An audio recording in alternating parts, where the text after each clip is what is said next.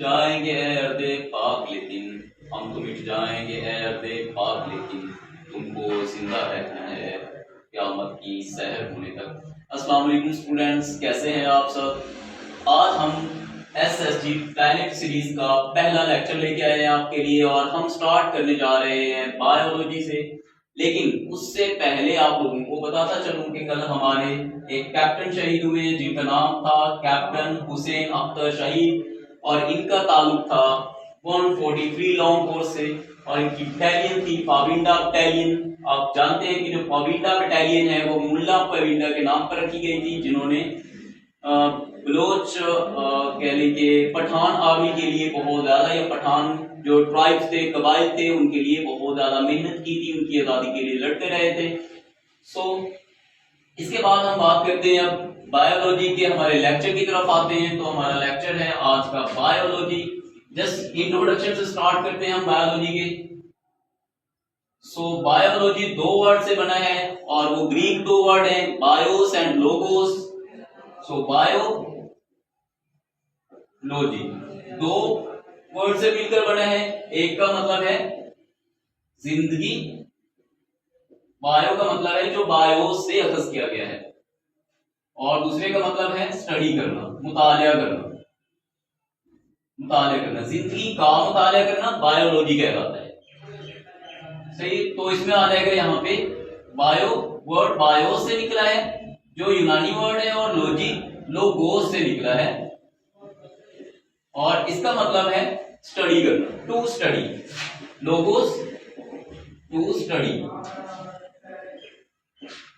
To study bios. Bios का मतलब होता है life. To study life is called biology. अगर इस वर्ड के बारे में देखा जाए जो ग्रीक वर्ड है तो ये आए कहां से थे। तो ये हमारे एक बायोलॉजी के फादर हैं जिनको अरिस्टोटल के नाम से जानते हैं, अरस्तु के नाम से जानते हैं, जिनको फादर ऑफ बायोलॉजी के नाम से जाना जाता है।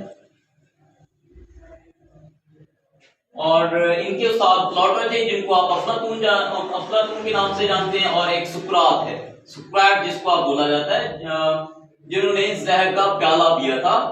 कि इन्होंने कहा था, इसकी रीजन ये थी कि इन्होंने कहा था कि यूनान के अंदर तब एक से ज्यादा खुदाओं को माना जाता था, तो ये कहते कि यहाँ एक से ज्यादा खुदा नहीं हो सकते। मतलब इन्होंने ना अपना एक आइडियोलॉजी दिया था, नजरिया इनका था कि एक से ज्यादा खुदा नहीं हो सकते। तो इसकी वजह से उसके अकॉर्डिंग केसेस चलाए गए इनके लिए जेल में। तो देन इन पे चार्ज आया, इन पर जुर्म आयद कर दिया गया कि आपने जहर का प्याला पीना है। सुकरात ने तब जहर का प्याला पिया था और फिर उसके बाद प्लूटो ने कहा था कि सर आप यहाँ से निकल जाएं, ठीक है, तो आपको यहाँ से बचा कहीं और लेके जाते हैं। फिर लेकिन इस बंदे ने कहा था कि अगर मैं आज यहाँ से चला गया ना तो मेरा नजरिया मर जाएगा, मेरा जिस्म जिंदा रहेगा, लेकिन अगर मैं आज यहाँ से ना गया तो मैं हमेशा के लिए ही जिंदा रहूंगा, ठीक है। देन उसके बाद जो अफलातून था, प्लूटो था, इसने यूनान से बाहर निकलकर बहुत सारी कंट्रीज का सफर किया। देन आया अरस्तु जो अफलातून का शागिर्द था।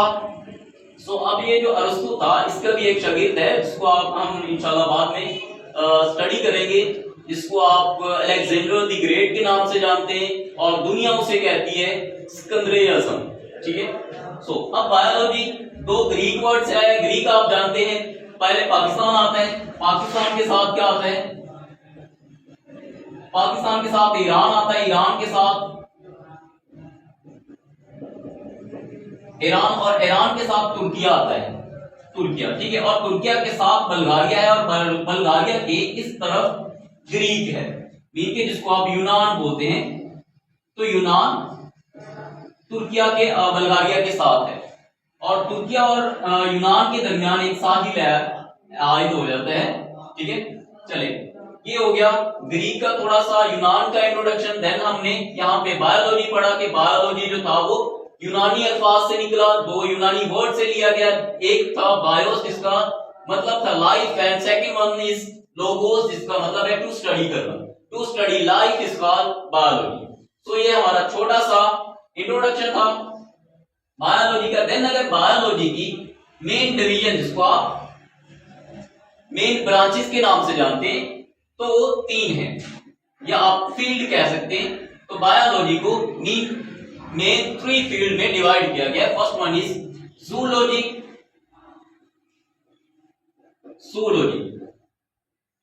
एंड सेकेंड वन इज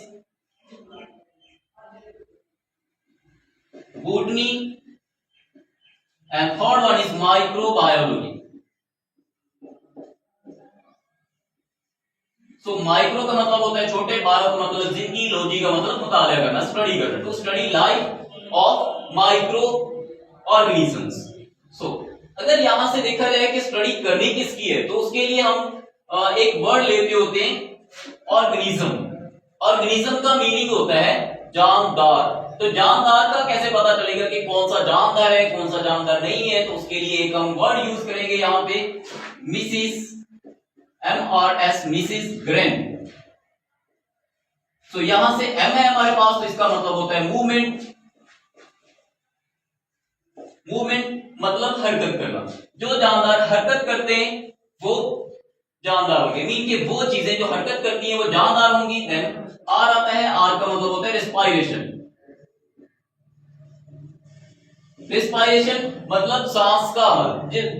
जो चीजें सांस लेती हैं वो जानदार होंगी। उसके बाद S आता है, S का मतलब होता है सेंसिटिव, मतलब जो चीजों को महसूस कर सकती हैं, जिनके अंदर किसी चीज को ऑब्जर्व करने की, मतलब किसी चीज को महसूस करने की सलाहियत होती है। देन आप कहते हैं कि वो जानदार है। देन आता है जी का मतलब होता है ग्रोथ।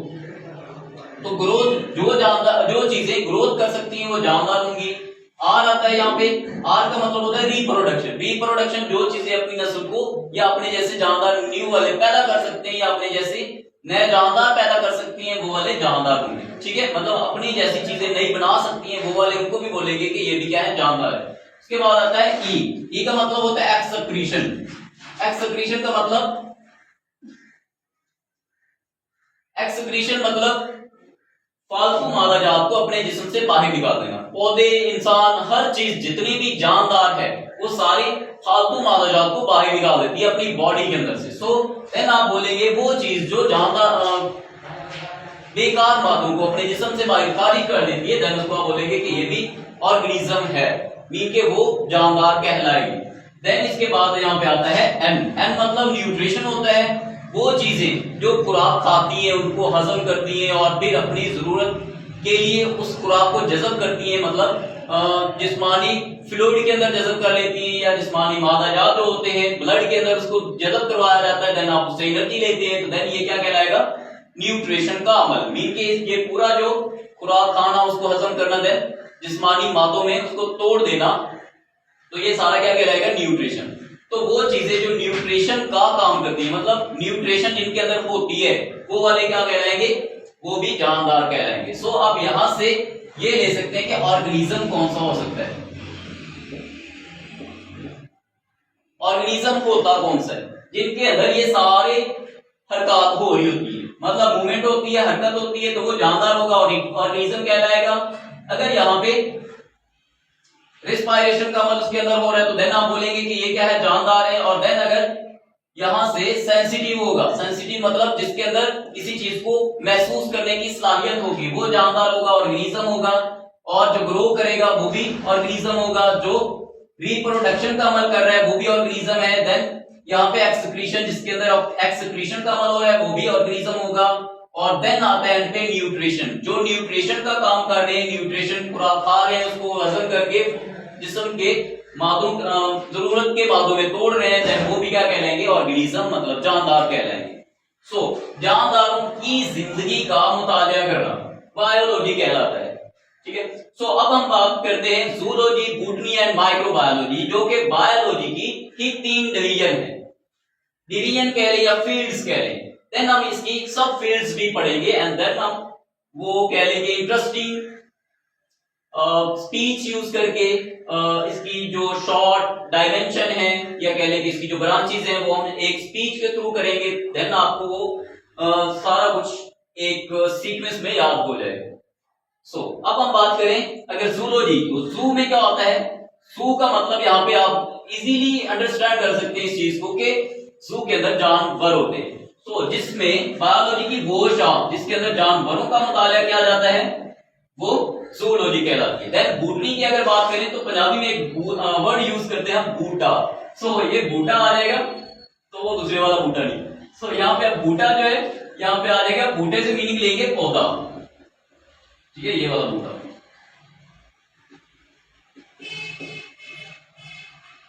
तो जिसके अंदर बायोलॉजी की वो शाख जिसके अंदर हम पौधों के बारे में या पौधों की जिंदगी के बारे में मुतालिया करते हैं, वो बूटनी कहलाती है। उसके बाद माइक्रोबायोलॉजी आ जाती है। माइक्रो का मतलब छोटे,